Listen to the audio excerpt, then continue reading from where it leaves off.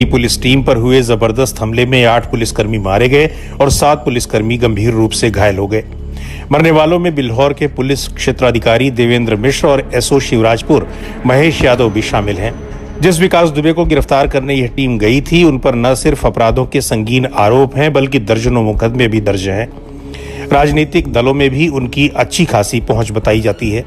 कानपुर के चौबेपुर थाने में विकास दुबे के खिलाफ कुल 60 मुकदमे दर्ज हैं। इनमें हत्या और हत्या के प्रयास जैसे कई गंभीर मुकदमे भी शामिल हैं। कानपुर के पुलिस महानिरीक्षक मोहित अग्रवाल ने बीबीसी को बताया कि जिस मामले में पुलिस विकास दुबे के यहाँ दबिश डालने गई थी, वह भी हत्या से जुड़ा मामला था और विकास दुबे उसमें नामजद हैं।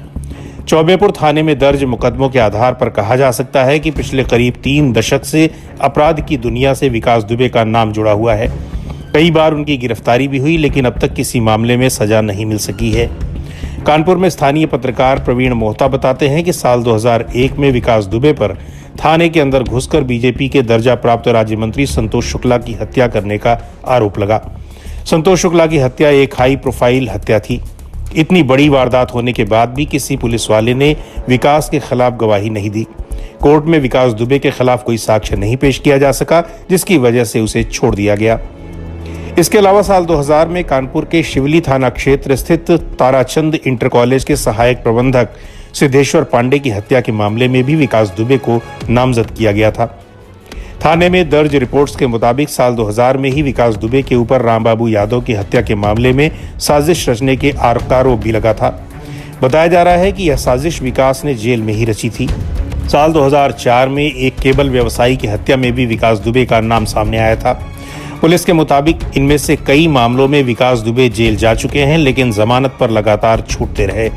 साल 2013 में भी विकास दुबे का नाम हत्या के एक मामले में सामने आया था।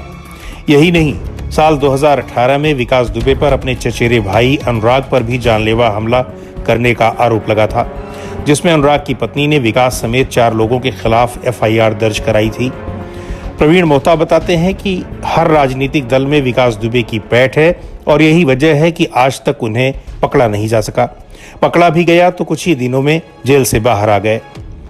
विकास दुबे मूल रूप से कानपुर में बिठूर के शिवली थाना क्षेत्र के बिकरू गांव के रहने वाले हैं। गांव में उन्होंने अपना घर किले जैसा बना रखा है। स्थानीय लोगों के मुताबिक बिना उनकी मर्जी के घर के भीतर कोई जा नहीं सकता है। स्थानीय लोगों का कहना है कि साल 2002 में जब राज्य में बहुजन समाज पार्टी की सरकार थी, उस वक्त विकास दुबे की तूती बोलती थी। बिकरू गांव के ही रहने वाले एक शख्स नाम न बताने की शर्त पर कहते हैं कि इस दौरान उन्होंने न सिर्फ अपराध की दुनिया में अपना दबदबा कायम किया, बल्कि पैसा भी खूब कमाया। चौबेपुर थाने में दर्ज तमाम मामले अवैध तरीके से जमीन की खरीद फरोख्त से भी जुड़े हैं। इन्हीं की बदौलत विकास दुबे ने कथित तौर पर गैर कानूनी तरीके से करोड़ों रुपए की संपत्ति बनाई है।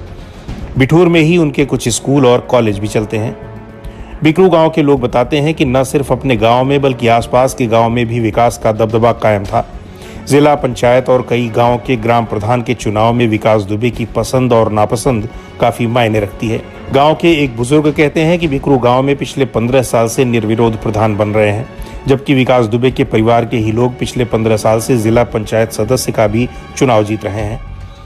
गांव वालों के मुताबिक विकास दुबे के पिता किसान हैं और ये कुल 3 भाई हैं, जिनमें एक भाई की करीब 8 साल पहले हत्या कर दी गई थी। भाइयों में विकास दुबे सबसे बड़े हैं। विकास की पत्नी ऋचा दुबे फिलहाल जिला पंचायत सदस्य हैं। बकरू गांव के ही रहने वाले एक व्यक्ति नाम न छापने की शर्त पर बताते हैं कि विकास दुबे के खिलाफ थाने में चाहे जितने मुकदमे दर्ज हों, लेकिन गांव में उनकी बुराई करने वाला कोई नहीं मिलेगा और न ही उनके खिलाफ कोई गवाही देता है। उनके मुताबिक साल 2000 के आसपास शिवली के तत्कालीन नगर पंचायत के चेयरमैन लल्लन वाजपेयी से विवाद के बाद विकास दुबे ने अपराध की दुनिया में कदम रखा। गांव वालों के मुताबिक विकास दुबे के 2 बेटे हैं, जिनमें से एक इंग्लैंड में MBBS की पढ़ाई कर रहा है, जबकि दूसरा बेटा कानपुर में ही रहकर। आप भी न्यूज़ देखने शौकीन तो हमारे चैनल को कर लिए सब्सक्राइब और बेल आइकन को दबा ली ताकि हमारे वीडियो का नोटिफिकेशन आपको सबसे पहले मिल सके।